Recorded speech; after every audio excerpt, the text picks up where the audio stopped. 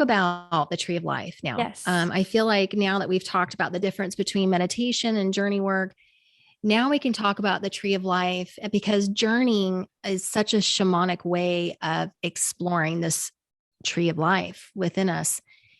I have to share this really quick. I went to a psychic medium months ago. I think it was like the early part of summer.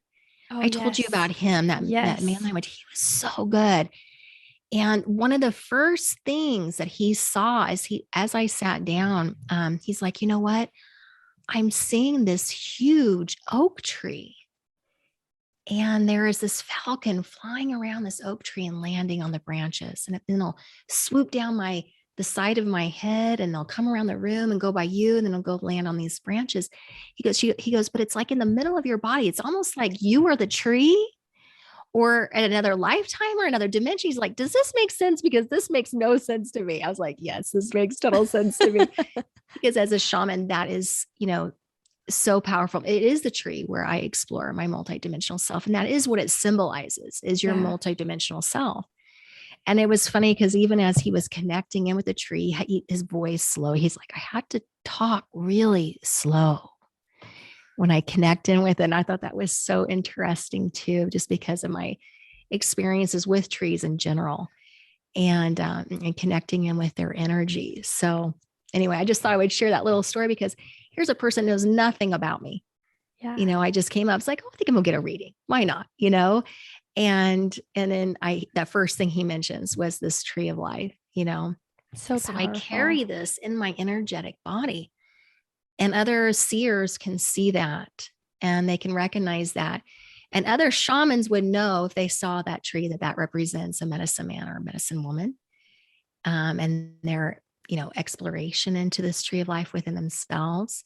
But someone who's not a shaman wouldn't know what that is. Yeah. It's so But you carry that. interesting because growing up, my mom is one who, if anyone knows my mom, she's all about the tree of life. And she always talks about the tree of life. She talks about the tree of knowledge of good and evil, as well as the tree of life, and how it's like a different frequency or a different vibration when you're living in the tree of life or you're leaning upon that versus like right and wrong, good and bad. It's like knowing that you're so much more. And so I just think it's hilarious that she's always been so connected. Like in her house, she has so many different trees of life, like symbolism everywhere. So I just think Mm. it's hilarious that we're even talking about this in this space too, Oh, because it's so perfect. it's so who she like just naturally has always been distilled within me because she's so big into it. I love And it. they'll say that you'll know someone by their fruits. Yeah. And when a person creates balance in their lives and they've done a lot of healing and they're coming from that heart place, that place of love, they naturally manifest abundance in their lives. And abundance is not just financial, abundance is opportunity, beauty, arts. They have this way of drawing these beautiful experiences to their lives. And they have families that are supportive and they have friendships, long lasting relationships and friendships. It's almost like they're constantly creating and building things, and things flourish in their field, in their energetic field. And so it's also something to recognize, like when you look at people and in their lives, including your teachers, it's like, what are the fruits that they are creating in their life? Are they creating abundance? Are they creating healing? What are the words that they speak? Are they centered in love or are they centered in fear? Right. You know? So anyway, it Yeah. was just something that came to my mind too, because when we talk about the tree of life in Christianity, they talk about the fruit. They talk Yes. about that fruit and that fruit of enlightenment, the fruit of abundance, the fruit of love, of Christ consciousness in your life and what that creates. And they're like, you'll know people by their Their fruits, fruits. Yeah. right? Yeah. I love it. So, yes. If you could imagine a tree, it stems from your heart. And it's like that's so symbolic if you think about like the trunk is where our heart is at. And for those who are into chakras, right, we have the top three. Our heart is like the bridge to the bottom three. And it's that same Mm-hmm. concept with the tree is like if you can imagine the heart is like the trunk there. The lower could be the lower three, where the upper three, or the the branches, are connected into that divine spirituality. It's that divine inner knowing. And so it's so symbolic in everything.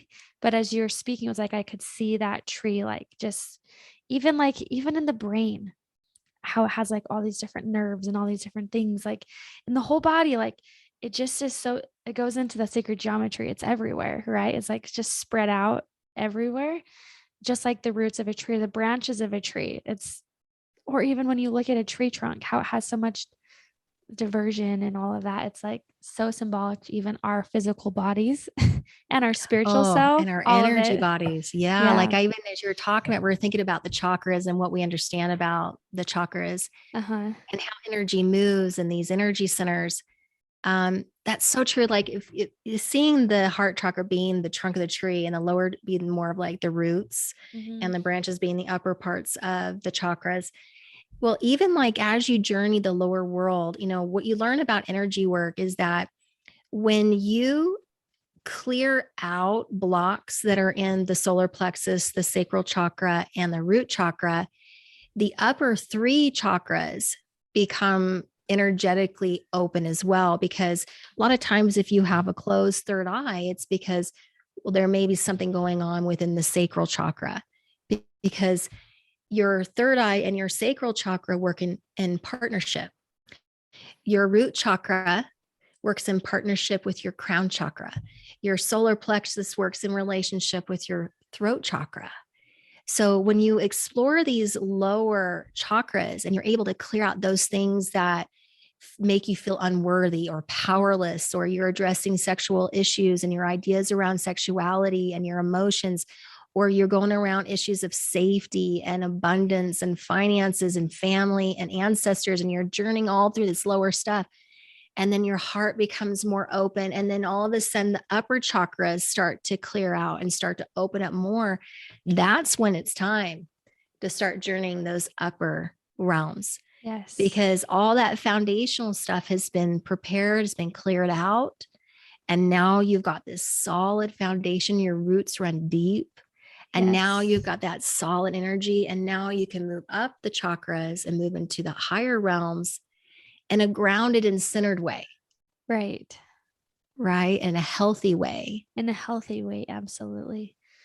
Which I think is so important, because people get so worried about losing themselves, or exploring spirituality is like losing who they are, not fully coming back down. And so being centered and healing these things in the proper forms is so important because of It that. really is. Like Yeah. you can recognize certain people who they're super gifted spiritually, but they're very ungrounded.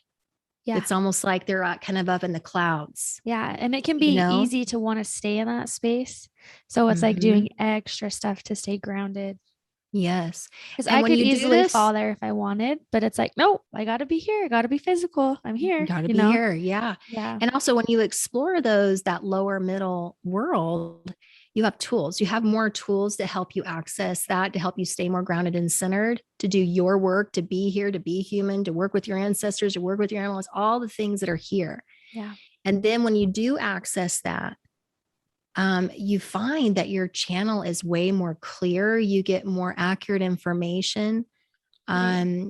You're able to access things that really make a difference in your life or in the lives of others. Thank you for watching Modern Sages. Don't forget to like and subscribe to our YouTube channel. We are so grateful for your support. We have an Instagram account as well as on Facebook. We have our podcast, which is the Modern Sages podcast. And we are so excited to launch our Gifts of Spirit classes in our Modern Sages Mystery School. Absolutely. Oh, we're so excited. So we're going to link the information below in the show notes for more information about our mystery school.